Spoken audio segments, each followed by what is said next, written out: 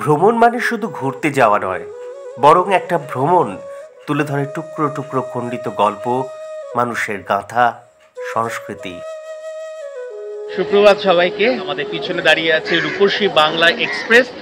আমরা যাব আজকে বাঁকুড়া বিষ্ণুপুরে। কলকাতা থেকে মাত্র 230 কিলোমিটার দূরে অবস্থিত এই অঞ্চল, শাল পিয়াল সোনাঝুরি গাছে মোড়া বিষ্ণুপুরে আমরা এসেছি বাবা লোকনাথ ট্যুরিজমের সাথে।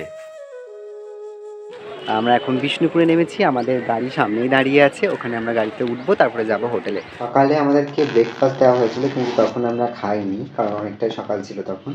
তো ব্রেকফাস্টে কি দিয়ে দেখি, খুব সুন্দর একটা ব্যাগ দিয়েছে, ব্রেড, বাটার, কেক, ডিম, কলা, জল, আর ছিল নিত্য প্রয়োজনীয় কিছু জিনিস ও ক্যালেন্ডার। আজ আমাদের প্রথম গন্তব্য রাসমঞ্চ। চলুন, টিকিট কেটে ঢুকতে হবে ভেতরে। আমরা এইমাত্র টিকিটটা কাটলাম, অফলাইনেই কাটলাম, 25 টাকা করে নিল এই দুজনে, 50 টাকা। তো এই দুটো টিকিটে 3খানা জায়গা আমরা ভিজিট করতে পারবো। বাবা, এ তো হারিয়ে যাবো মনে হচ্ছে।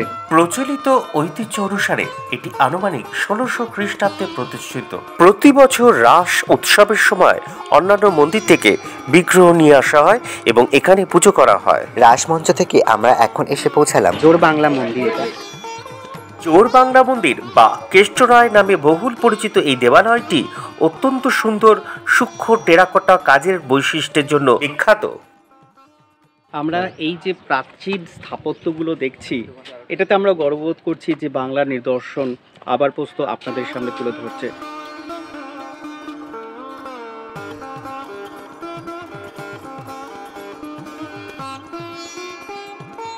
1655 খ্রিস্টাব্দের মন্দিরটি দেখার পর আমরা উপস্থিত হলাম রাধা মাধব মন্দিরে। 1737 সালে বিষ্ণুপুরের শাসক মল্ল রাজবংশ দ্বারা নির্মিত হয়েছিল এই মন্দিরটি, যা রাধা কৃষ্ণকে উৎসর্গীকৃত। আর একটা জিনিস আপনাদেরকে দেখাবো, একটা পাথর দিয়েই গেট তৈরি করা হয়েছে, সেটা দেখাবো, সামনেই রয়েছে সেটা।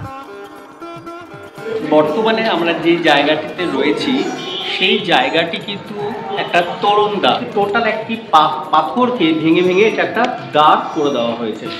আনুমানিক সপ্তদশ শতাব্দীর দ্বিতীয়ার্ধে রাজা বীরসিংহ নির্মাণ করেছিলেন। আমরা বর্তমানে দাঁড়িয়ে আছি বাঁকুড়ার বিষ্ণুপুরের লালজি মন্দিরে। আর এই মন্দিরে ঢুকবার জন্য কিন্তু কোনো প্রবেশ মূল্য লাগে না।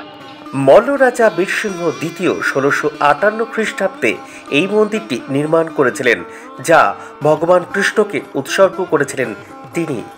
আমরা এখন এলাম শ্যামরায় মন্দিরে, সামনেই দেখা যাচ্ছে মন্দির, এটাই হচ্ছে শ্যামরায়ের মন্দির। টেরাকোটা অলঙ্করণের উৎকর্ষ ও প্রাচুর্য এই মন্দিরটিকে অনন্য করে তুলেছে। 1643 খ্রিস্টাব্দে রঘুনাথ সিংহ মন্দিরটি নির্মাণ করেন। এরপরে আমরা চলে গেলাম দলমাদল কামান দেখতে। পেটা লোহার তৈরি এই কামানটি সম্ভবত মল্ল রাজাদের তৈরি সর্ববৃহৎ কামান। অপূর্ব সুন্দর দলমাদল কামান দেখে আমরা এসে পৌঁছালাম মদনমোহন মন্দিরে।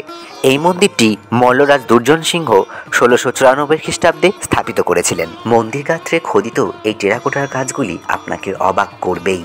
চলুন, এবার আপনাদের নিয়ে যাব কালাচাঁদ মন্দিরে, যা বিষ্ণুপুরের আরেকটি প্রসিদ্ধ মন্দির।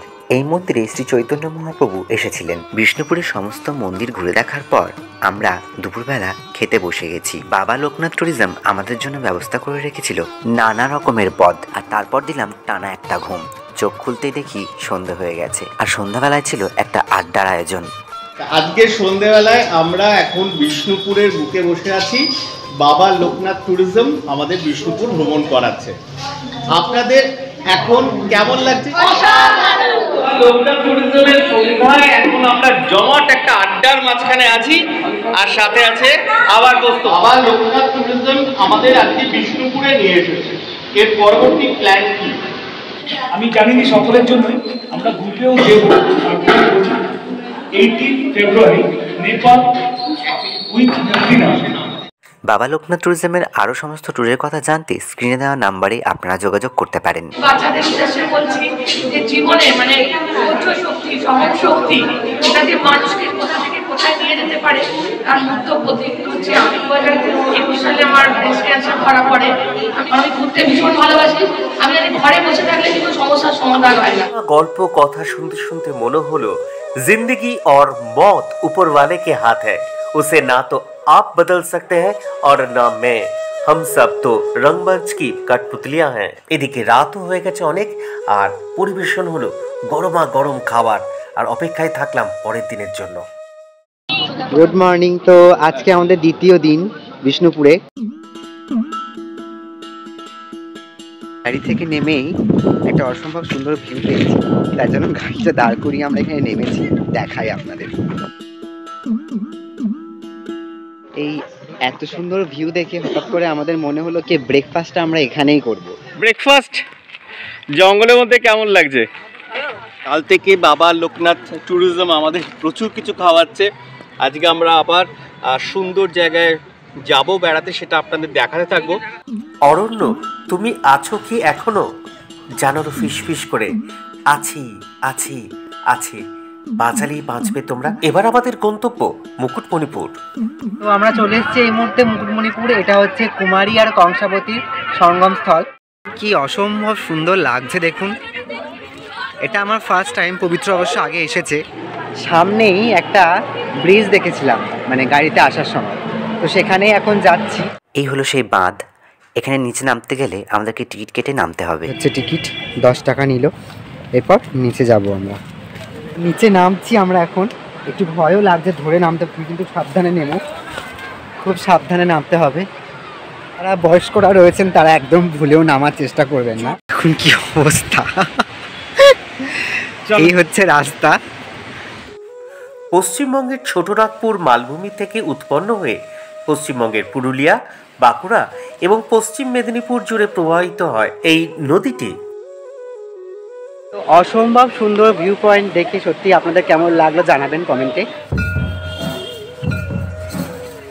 এখানে কিছুটা সময় কাটিয়ে আমরা চলে যাব আমাদের পরবর্তী গন্তব্য শুশুনিয়া পাহাড়। এখন গাড়ি থেকে জাস্ট নামলাম লাঞ্চ করব বলে। বনভোজন আমাদের সকলের ডিমান্ডে এই মুক্ত পরিবেশের মধ্যে বাবা লোকনাথ ট্যুরিজম আমাদের মধ্যাহ্ন ভোজন করালো। আমরা এসে পড়েছি এখন শুশুনিয়া পাহাড়ে। পাহাড়ে এখন চলতে পারবো কিনা জানি না, কারণ খুব কম সময়, 4টের মধ্যেই পাহাড়ে মানে আর কাউকে উঠতে দেয় না শুনেছি। এটা প্রচণ্ড চড়াই সিঁড়ি তো না। বাবা লোকনাথ ট্যুরিজমকে অসংখ্য ধন্যবাদ। আমাদের শুশুনিয়া পাহাড়ের কথা জড়িয়ে যাচ্ছে। এই উঁচু এখন খাড়াই প্রায় 1400 ফুট উপরে ওঠার জন্য, কিন্তু কতটা উঠতে পারবো সন্দেহ। সময়ের অভাবে আমরা উঠতে পারিনি, তাই এই দোকানে বসে এই আন্টিরা আমাদেরকে ঝর্ণার জলে স্পেশাল লেবু শরবত খাওয়ালেন। আর এই সেই ঝর্ণার জল যেটা পবিত্র এখন চোখে মুখে নিচ্ছে। প্রায় 22 কিলোমিটার পথ অতিক্রম করে এখন আমাদের নেক্সট গন্তব্য পোড়ামাটি হাটে। তো এখনো পর্যন্ত হাটটা খোলা আছে, রাত্রি 8টা পর্যন্ত খোলা থাকে হাট। পোড়ামাটি মৃৎশিল্প দেখতে দেখতে মনে হলো যাই সেখানে যেখানে প্রকৃত শিল্পীরা আছেন। কোথায় পোড়াচ্ছেন এগুলো? পোড়ানো ভাটি আছে আমাদের, ভাবনেশ আছে যেখানে পোড়ানো। কতক্ষণ পর্যন্ত থাকে এগুলো? 7 ঘন্টা 8 ঘন্টা। বিষ্ণুপুর থেকে 25 কিলোমিটার দূরে অবস্থিত পাঁচপুরা গ্রাম। এখানেই এই মৃৎশিল্পীরা তৈরি করেন বিশ্বের উন্নত মানের টেরাকোটার শিল্প।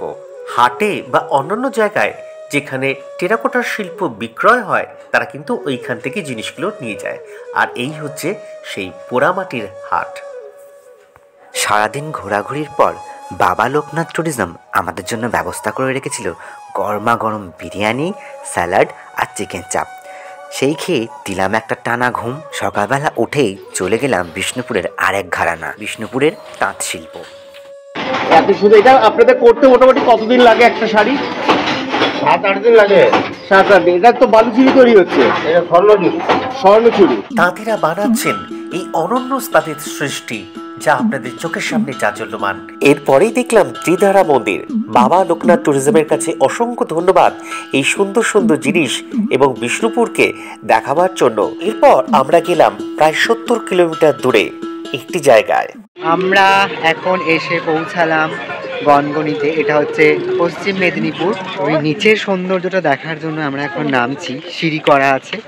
অ্যাকচুয়ালি এখান থেকে সানসেটটা ভালো দেখা যায়। পশ্চিম মেদিনীপুরের শিলাবতী নদীর তীরে এই অঞ্চলটিকে বলা হয় গ্র্যান্ড ক্যানিয়ন অফ বেঙ্গল। অপূর্ব একটা জায়গা, খুব সুন্দর ভিউ, মারাত্মক ভিউ। তো এই যে রাস্তা, আমরা এখন যাচ্ছি, ওই উঁচুটায় উঠবো।